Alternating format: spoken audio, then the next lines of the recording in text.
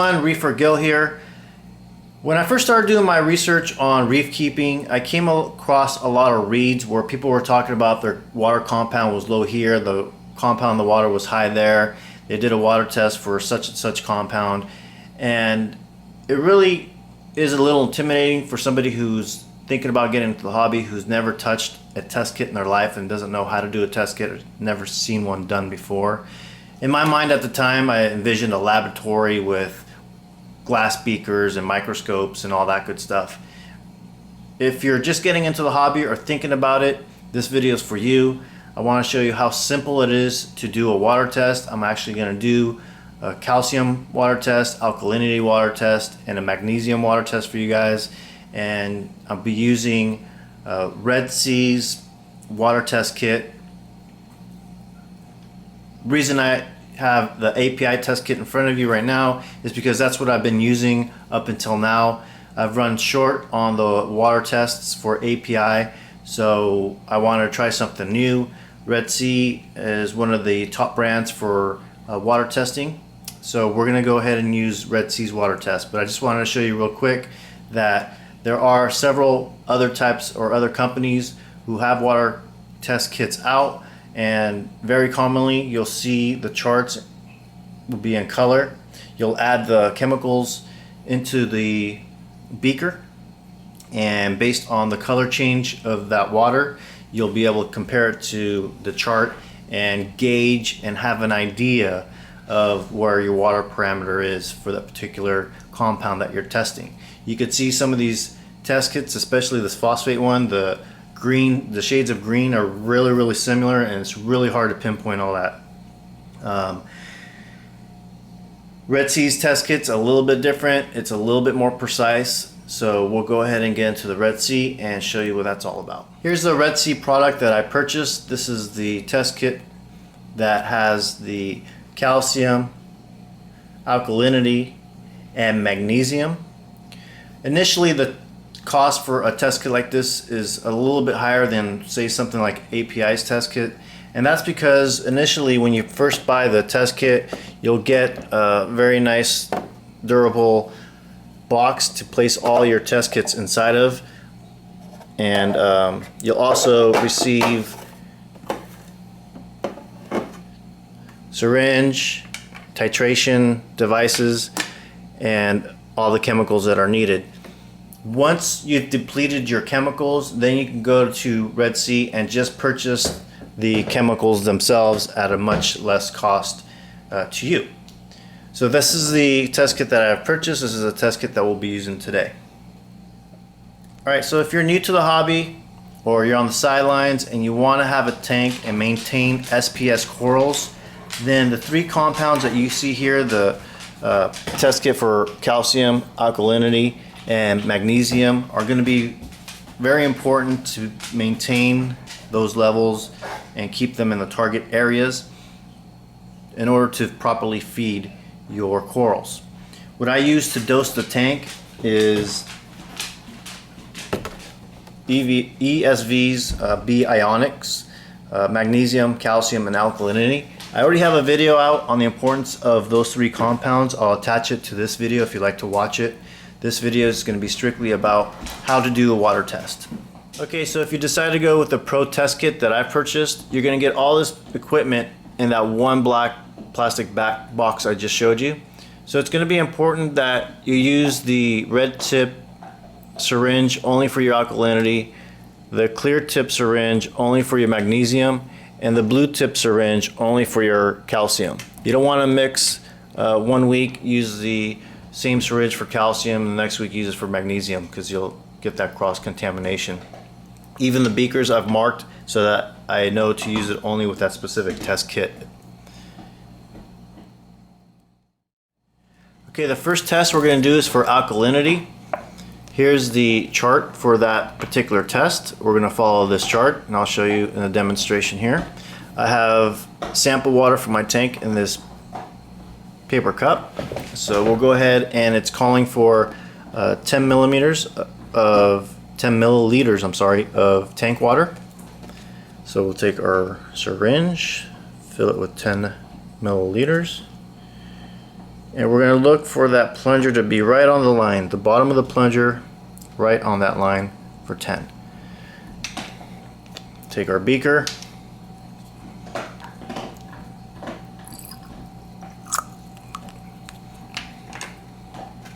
Pour it in there. And then it calls for 1 milliliter of the DKH liquid,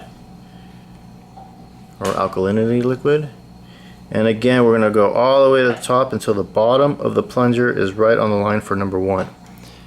You'll see that there is a gap, and that's supposed to be like that. So if you see that gap, don't try to make it so that the liquid is exactly at the bottom of that plunger. There's always going to be a gap for this test here. Take our titration plunger.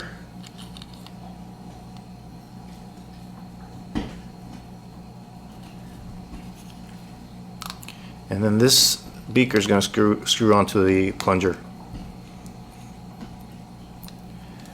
Okay, the color that we're looking for, the final color, is going to be this gold color. So what I'm going to do is start shaking the water as the liquid goes inside. See, it's turning blue. We want that gold color.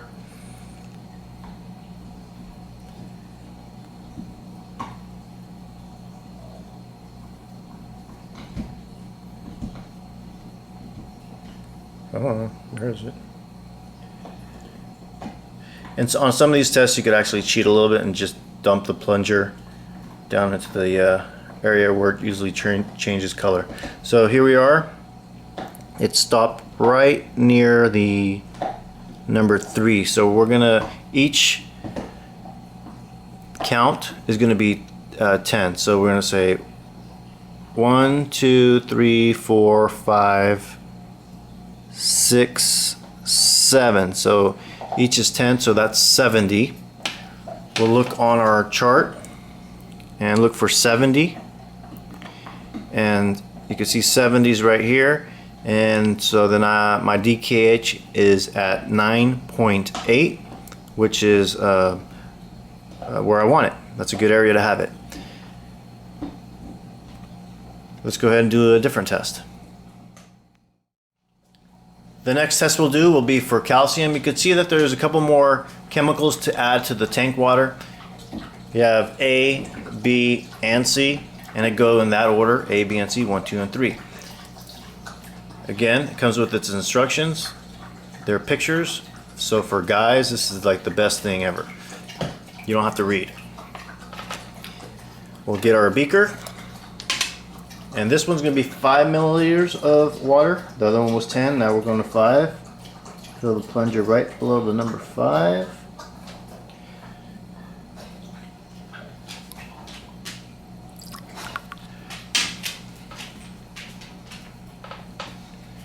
And we're going to get our number A. It's a liquid. We're going to do 5 drops. When I do the drops, I want to be really careful that it's not a bubble drop coming out, but rather a full drop. So I'll hold it completely upside down and then give her a squeeze. 1, 2, 3, 4, and 5. And you want to make sure it's exactly 5.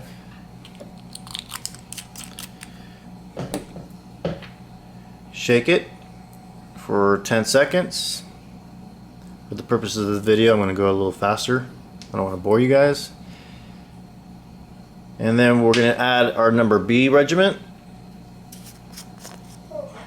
And this is a powder, so we're going to scoop it out with this scooper that it comes with.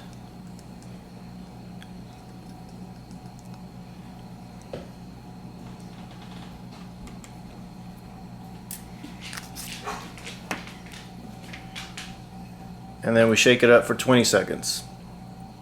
Even though I'm going a little bit faster, make sure we follow the instructions, because it can actually alter the test if you shake it for 5 seconds and it tells you to shake it for 20. Okay, we're going to get our syringe with the blue tip. Get this calcium liquid.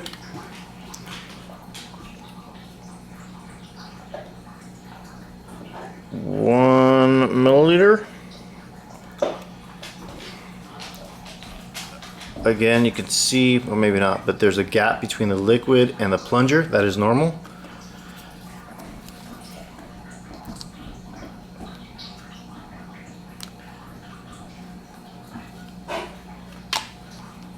And with this test, it's going to go from a burgundy to a blue. So I'm going to go ahead and drop the plunger midway to save some time. Okay, we're looking for a blue color. Not quite there yet.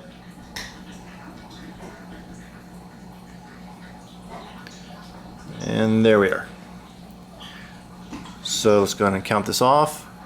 1, 2, 3, 4, 5, 6, 7, 8. Looks like 82. So let's get our chart. The back of our instructions has a chart. We're looking for 82. And with 82, I'm at 410 with calcium. So that's a good number there too also. 410. Alright, let's start our next and final test. Our last test is going to be for magnesium. Again, we have A, B, and C. Just like the calcium, we're going to have 3 components to use to measure the magnesium, except this time we have no powder. It's going to be all liquid. So our magnesium instructions calls for 2 milliliters of water. That's different than the other two. Remember, the first one was 10 milliliters, the second was 5. Now it's asking only for 2. So let's have to make sure I pay attention to the amount of tank water I am testing, because if I use more than that, it's going to throw off the tests.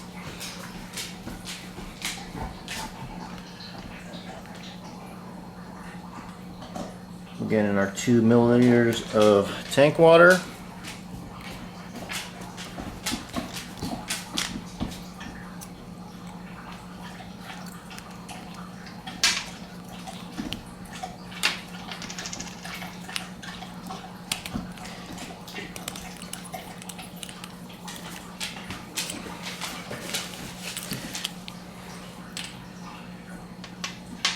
And this is going to count for, ask for 5 drops for A. So that's 1. And then after every drop, they're asking to mix it for 15 seconds. I'm not going to do that because it'll take too long. 2. And let me just rephrase that. I'm not going to do that for the video purposes, but I do it when I'm actually trying to test for accurate magnesium in my tank. 3. I wish I knew how to speed up the video. Some of you guys are pretty crafty with editing and can speed this up, this process up right here. 4.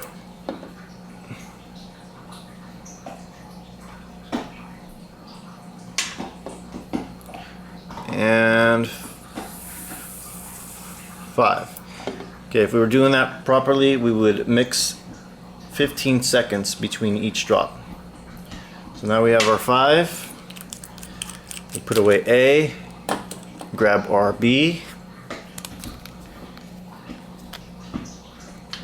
and this one we could drop 5 drops in consecutively. 1, 2, 3, 4, 5. Again, making sure that we don't get an air bubble rather than a full drop. And then it wants you to hand mix it for 1 minute. Okay, that's about a minute in video time.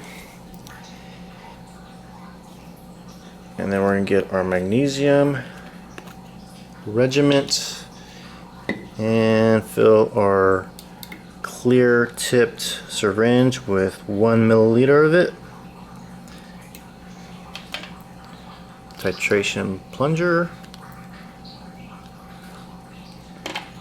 Okay, this test might be off a little bit because I rushed through it, but I'm just giving you an idea how easy it is to do these tests, right? So we're gonna go look for the end color to be blue once again. So I'm gonna drop the plunger.